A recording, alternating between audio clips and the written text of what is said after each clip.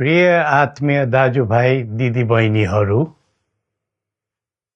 हामी नेपालीहरूको घर आँगनमा नयाँ वर्ष 2082 आइपुगेको छ। नयाँ घाम, नयाँ ज्योति, नयाँ उत्साह लिएर आएको नयाँ वर्षको उपलक्ष्यमा देश तथा विदेशमा रहे बसेका सम्पूर्ण नेपालीहरूको सुख र शान्तिको मङ्गलमय शुभकामना। हरेक नयाँ वर्ष नूतन आशा र विश्वास बोकेर आउने, तर वर्षको बिदाईमा एउटा घनघोर निराशाका बीच हुने गरेको धेरै साल भयो। समाजका विभिन्न दल, वर्ग र जन समुदायले आफ्नो धारणा, आस्था तथा अभिव्यक्ति राख्न पाउनु प्रजातन्त्रको सुन्दर विशेषता हो। तर त्यस्तो धारणा र मान्यता प्रस्तुत गर्दा सबैले संयम अपनाउनु पर्दछ। केही दिन अघि जनप्रदर्शनमा जुन प्रकारको हिंसा, आगजनी, तोडफोड भयो, त्यसबाट जस प्रकारको मानवीय एवं भौतिक क्षति भयो, त्यो सुन्दा हामीलाई अत्यन्तै दुःख लाग्यो। नागरिक स्वतन्त्रता भन्दा ठुलो तन्त्रवाद हुँदैन। वास्तविक प्रजातन्त्र त्यहाँ हुन्छ जहाँ राम्रो, नराम्रो, जनगुनासो वा गुणगान सुन्ने परम्परा र संस्कार हुन्छ। नेपाली जनतामा देश र भविष्यलाई लिएर जुन खालको जागरुकता पैदा भएको छ, त्यसलाई हामीले सकारात्मक रूपमा लिएका छौँ। वास्तवमा नेपाली जनतामा रहेको देशभक्तिपूर्ण भावना विश्वमै अनुकरणीय र अनुसरणीय छ। देशलाई विद्यमान जटिलताबाट मुक्त गराई शान्त, स्थिर र समृद्ध मुलुक बनाउने जागरुकता जुन पैदा भएको छ, नयाँ वर्ष 2082 मा नेपाली जनताको चाहना अनुसारको परिणाम हासिल हुने विश्वास थपिएको छ। मुलुकमा व्याप्त अशान्ति, अराजकता, निराशा र असन्तुष्टिबाट आम नेपालीलाई मुक्त गर्न नेपालको राज संस्थाले जहिले पनि योगदान पुर्याउँदै आएको विदितै छ। राष्ट्रियता र प्रजातन्त्रलाई मूल कार्य मान्दै जनभावना बमोजिम चल्ने बहुदलीय प्रजातन्त्र र संवैधानिक राज संस्थाको परम्परामा हाम्रो मान्यता रही आएको छ। वर्तमानमा बदलिदो जनचाहनाको पनि कदर गरी राज्य शक्तिको स्रोत जनता नै हुन् भन्ने मन्जुरी सदैव स्थापित हुनु पर्दछ। राष्ट्र निर्माता श्री 5 बरामहाराज धीराजको दिव्य उपदेशलाई नै अबको राज्य सत्ताको मूल मन्त्र सोच्नुमा के होला? सन्तुलित कूटनैतिक सम्बन्ध र आत्मनिर्भर नेपालको परिकल्पना नै पृथ्वी पथको मूल सार हो। यही नै राजनीतिको मूलधार हुनु पर्ने हो।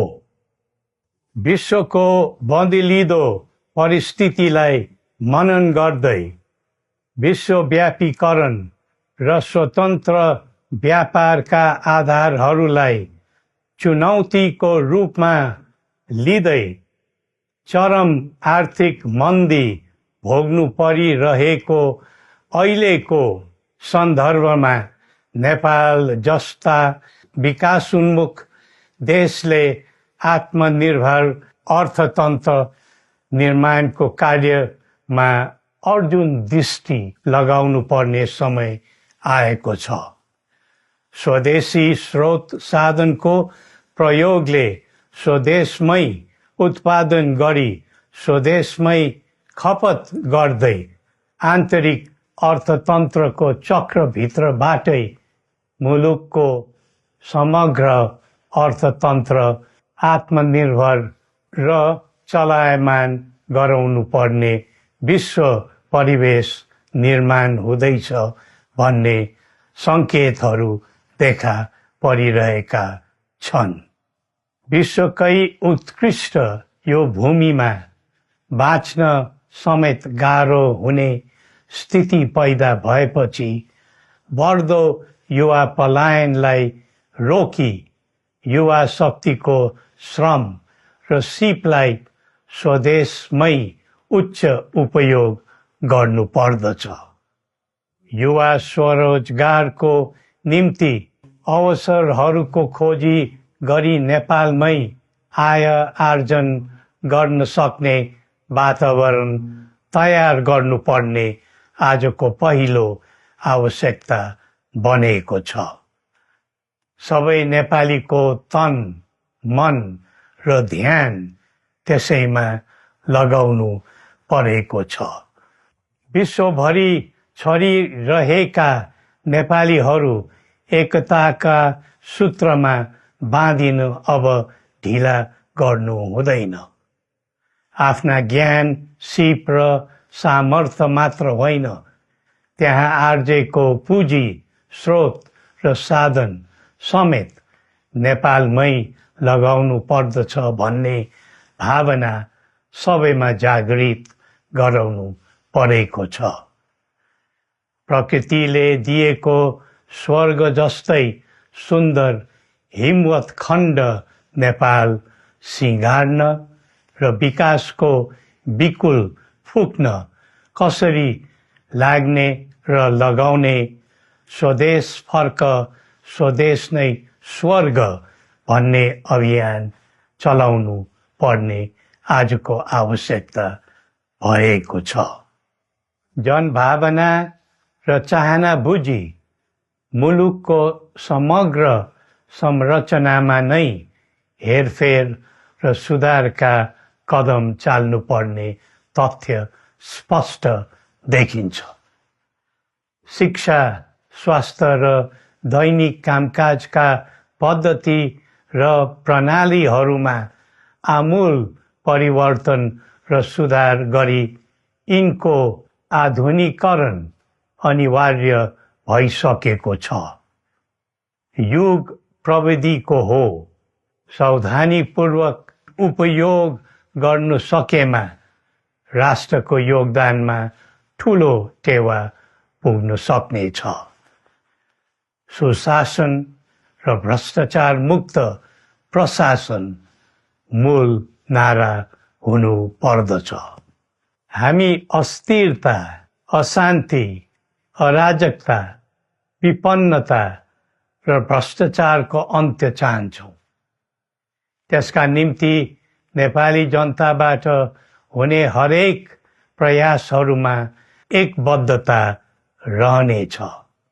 मुलुकको गिर्दो अर्थव्यवस्था, रुग्न हुँदै गएको औद्योगिक उत्पादन, बढ्दो राष्ट्रिय ऋण र बेरोजगारी, रक्षात्मक बन्दै गएको राष्ट्रियता, राष्ट्रिय एकता, सामाजिक सद्भाव, मौलिक धर्म, संस्कृति तथा जनस्तरमा बढेको निराशा, असन्तुष्टि हाम्रो चिन्ताको मूल विषय हो।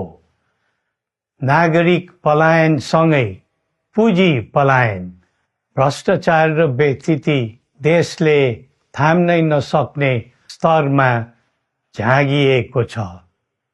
यो स्थितिमा नयाँ वर्षलाई उपलब्धिमूलक बनाउनु हामी सबै नेपालीको सामूहिक र एकताबद्ध प्रयास अपरिहार्य भएको छ। नेपाली बीच द्वन्द्व नहोस्, परस्पर अविश्वास र हिंसाको दुःखद मनोस्थिति नबनोस्, देशवासीहरू कुनै पनि नाम र न्युहुमा ध्रुवीकृत नबनुन् भन्नेतर्फ हामी सदैव सचेत र संवेदनशील छौं। नेपालीको एकतामा नै नेपालको भविष्य निहित रहेको यथार्थलाई हामीले आत्मसात गरेका छौं। सबैले यही वास्तविकतालाई आत्मबोध गर्नुपर्दछ भन्ने ठान्दछौं। हाम्रा आह्वान हामी कसैको निजी स्वार्थपूर्तिका निमित्त होइन, कुनै खालको सैद्धान्तिकवाद वा विचारको होइन, समग्र राष्ट्रको स्वाधीनता, समग्र जनताको सम्प्रभुता तथा नेपाल र नेपालीको सुखमय प्रतिष्ठाको निम्ति हो। आफ्नै प्रकारको अग्रणी राष्ट्र हामीले नै बनाउने हो अनि आफ्नो स्वतः र अस्तित्व हामी आफैले उठाउने हो। संसार धेरै अघि बढिसक्यो, तर हामी यो वा त्यो वादको चक्रव्यूहमा फँसेका छौं। नेपाल आमालाई केन्द्रमा राखेर हाम्रा विचार बन्नुपर्छ, हाम्रा कदम चल्नुपर्छ। हरेक समस्याको समाधान संवाद, सहमति, समन्वयन र सहकार्यबाट हुन सक्छ।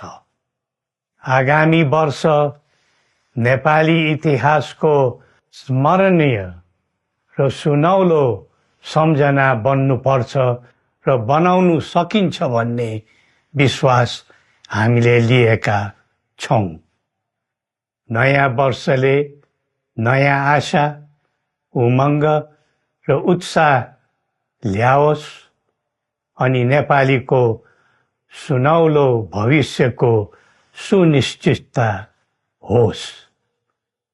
श्री पशुपतिनाथले हामी सबैको कल्याण गरून्। जय नेपाल।